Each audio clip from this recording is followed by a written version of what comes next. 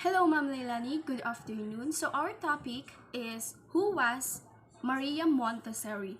This topic contains her contribution to education, materials, and her 5 principles. So my group mates are Eliza Espejo, Natalia Ducusin, Jennifer Fernandez, Joan Hidalgo, and Rochelle Jaira Escobar. So let's start. So who was Maria Montessori? So Dr. Montessori is famous for developing a system of education that focuses on the natural curiosity and interests of a child.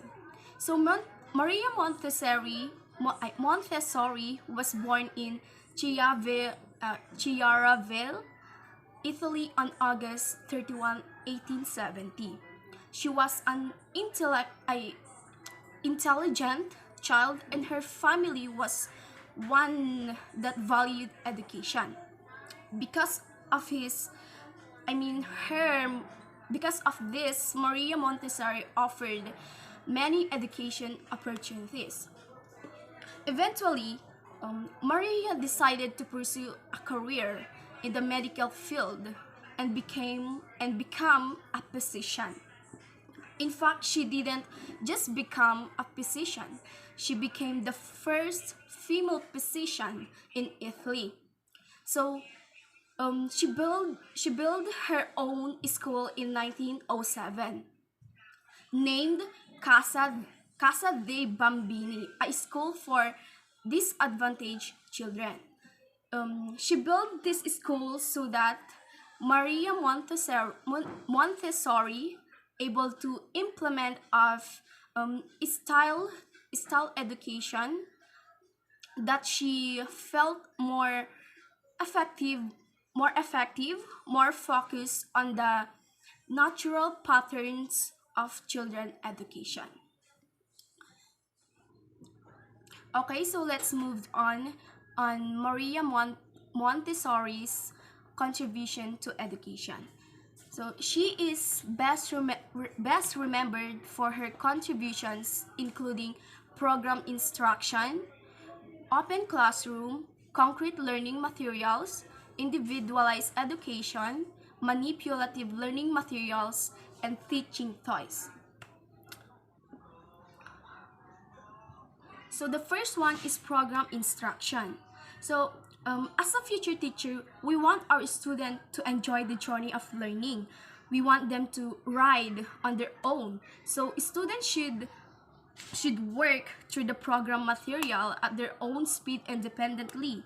So this program instruction encourage students to self-correct, and this program instruction help to develop self-monitoring skills while mastering new concepts. So the next one is open classroom. So open classroom, where students are free to move around the classroom with access to a variety of learning. Also, students should have the freedom to choose in what subject they will study, like that. So also this open classroom encourage collaboration and active learning. Next is concrete learning. So concrete learning materials is one of the best way to use on teaching young children. This usually in hands-on methods. Example of concrete learning materials are stone, sand, and water. So sabi nga nila, doing is better than watching. Because these concrete learning materials are basically, usually in, ayun nga, hands-on methods. So, ito, puro gawa-gawa, more in gawa-gawa. Ganon, hindi yung basa-basa lang. So, ayun nga, that's all. Individualized education. This recognizes that children learn in different ways and accommodate all learning styles. Students are also free to learn at their own pace. each advancing through the curriculum as he is ready, guided by the teacher and an individualized learning plan. Manipulative learning materials. Montessori emphasizes hands-on, project-based learning that allows students to self-correct and try again until they achieve mastery. Using manipulatives like thermic tiles, counting beads, and movable maps allows students to scaffold their learning with concrete material until they reach the point in each subject they can work in abstraction. Teaching toys. A Montessori toy stimulates learning by encouraging kids to experiment. It should be a toy that they can hold and touch, as learning to manipulate objects is the key helping children to develop their fine motor skills. The toy should always give them the opportunity to work independently at their own pace and use their creativity. As an example, a box of Legos could be considered as a Montessori toy.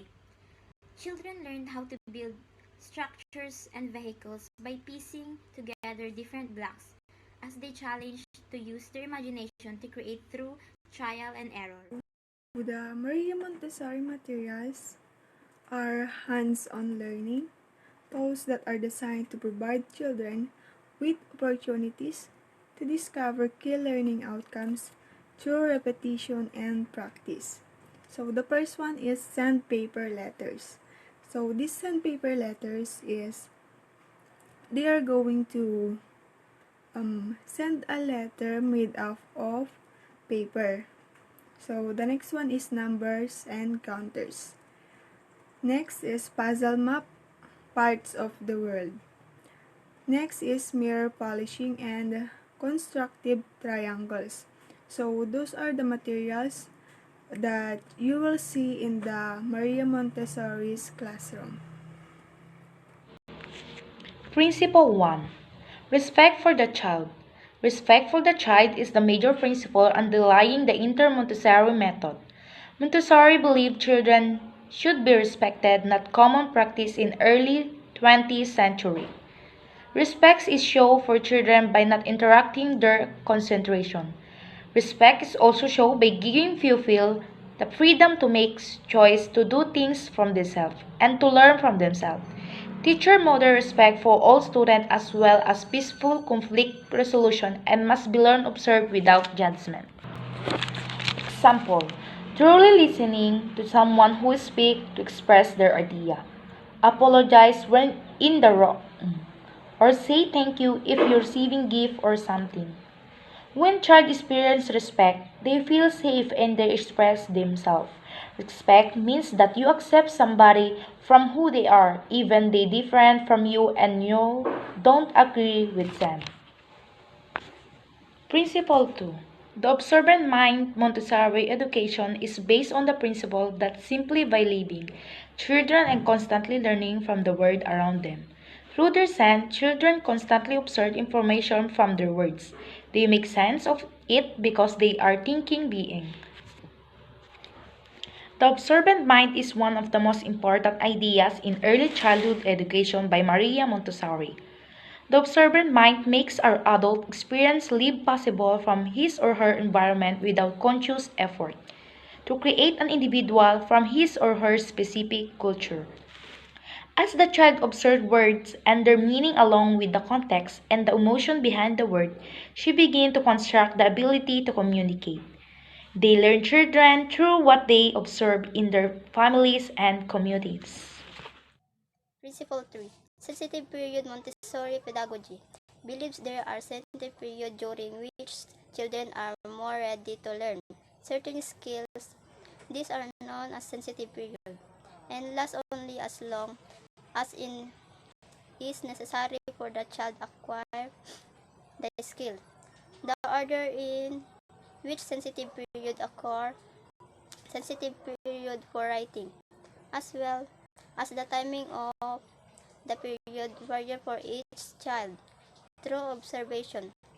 Montessori teachers must identify sensitive period in their student and provide the resources for children to flourish during this time. Principle 4. The prepared environment.